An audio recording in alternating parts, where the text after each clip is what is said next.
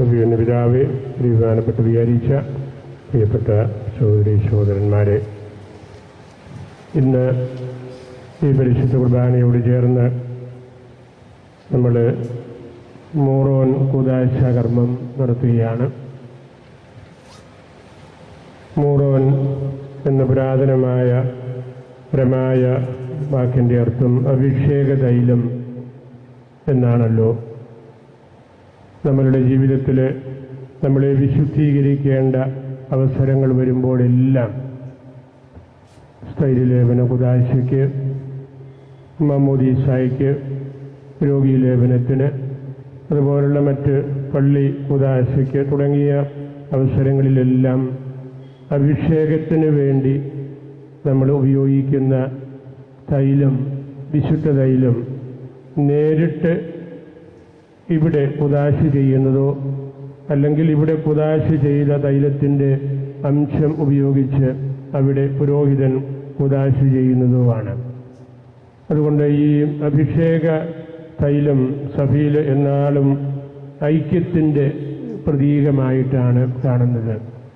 രൂപതയിലുള്ള എല്ലാവരും തമ്മിലുള്ള ഒരുമിപ്പിൻ്റെ ഏറ്റവും പ്രകടമായ ഒരു അടയാളമാണ് മൂറോൻ കൂദാശ കർമ്മം എന്ന് പറയുന്നത്. ഇന്നത്തെ പ്രാർത്ഥനയിൽ നമ്മൾ ശ്രദ്ധിച്ചല്ലോ, തൈലാഭിഷേകത്തോട് ബന്ധപ്പെട്ട് പഴയ നിയമത്തിലും അതുപോലെ പുതിയ നിയമ തിരുക്കർമ്മങ്ങളിലുമൊക്കെ നമ്മളെപ്പോഴും ഉപയോഗിക്കുന്ന സങ്കീർത്തന ഭാഗമാണ് അഹറോൻ്റെ ശിരസിൽ നിന്ന് വസ്ത്രത്തിൻ്റെ വിളുമ്പുകൾ വരെ ഒഴുകി ഇറങ്ങുന്ന തൈലം. അതാണ് ഇവിടെ നമ്മൾ കുദാശ ചെയ്യുന്നത്.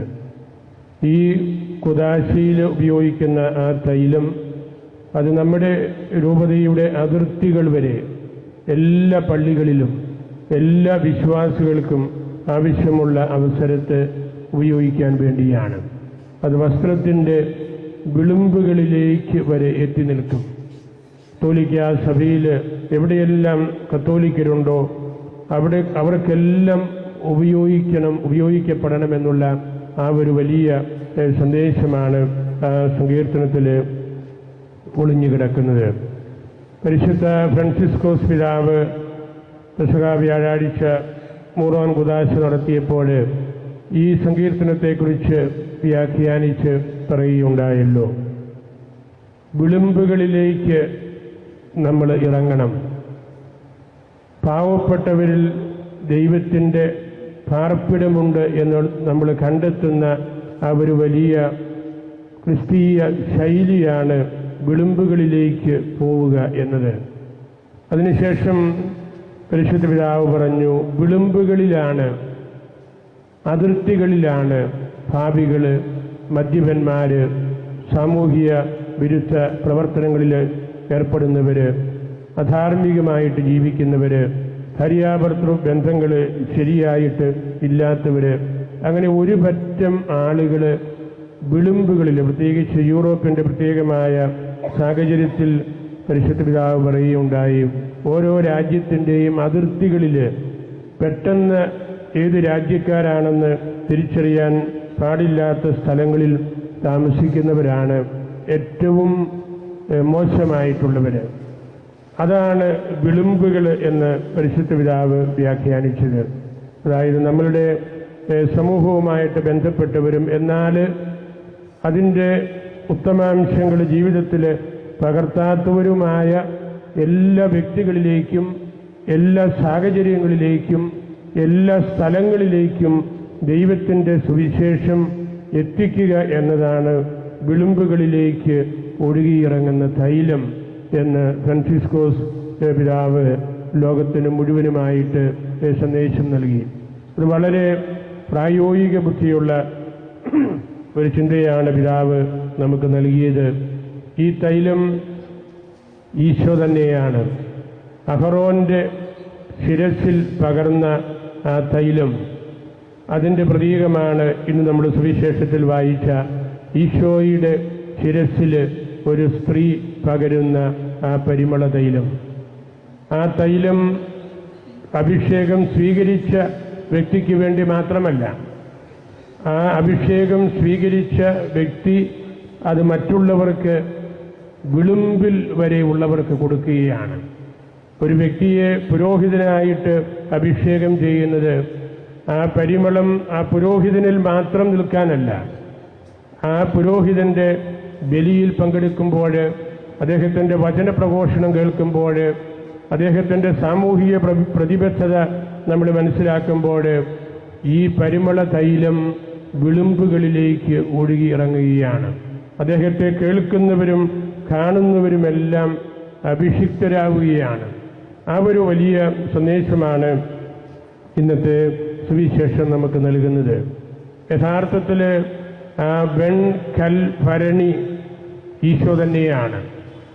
ആ ഈശോയിൽ ദൈവികതയും ദൈവാത്മാവിൻ്റെ നിറവുമുണ്ട്. അതാണ് ആ കൽഭരണിയിലുള്ള അഭിഷേക തൈലം. ആ കൽഭരണി തകർക്കപ്പെട്ടത് അല്ലെങ്കിൽ തുറന്നത് ഗാഗുൽത്തായിലാണ്, ഈശോയുടെ മരണ സമയത്താണ്. ആ മരണസമയത്ത് കർത്താവ് നടത്തിയ നിശ്വസനം, കർത്താവ് അവസാനമായിട്ട് ശ്വാസം ഈ ലോകത്തിന് നൽകിയത്, ഈശോയുടെ അവസാനത്തെ ആ ശ്വാസമാണ് സഭയുടെ ആദ്യത്തെ ശ്വാസം. സഭയാണ് ആ നിശ്വസനം സ്വീകരിച്ചത്.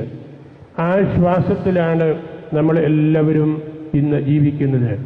ദൈവാത്മാവ്, ദൈവം നമുക്ക് നൽകുന്ന, ഈശോ നമുക്ക് നൽകുന്ന ആ ആത്മാവിൻ്റെ അഭിഷേകമാണ് ആത്യന്തികമായിട്ട്, പ്രതീകാത്മകമായിട്ട് ആ സംഭവത്തിലൂടെ സഭ നമ്മെ പഠിപ്പിക്കുന്നത്.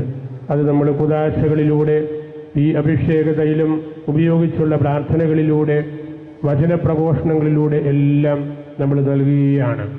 അതാണ് വിശുദ്ധ പൗലോസ് പറഞ്ഞത്, നിങ്ങളാണ് ഈശോയുടെ പരിമളം. നമ്മൾ ഇവിടെ കുദാശപരമായിട്ട് തൈലം മൂറോൻ തൈലമാക്കി മാറ്റുമ്പോൾ പൗലോസ് പറയുന്നു, നിങ്ങളാണ് പരിമളം. നിങ്ങളെ കാണുമ്പോൾ മറ്റുള്ളവർക്ക് ഈശോയുടെ ആത്മാവിനെ സ്വീകരിക്കാൻ സാധിക്കണം. ആത്യന്തികമായിട്ട് ഈ കുദാശയിൽ പങ്കെടുക്കുമ്പോൾ നമ്മളും മനസ്സിൽ സൂക്ഷിക്കേണ്ട ഒരു ചൈതന്യം അതാണ്.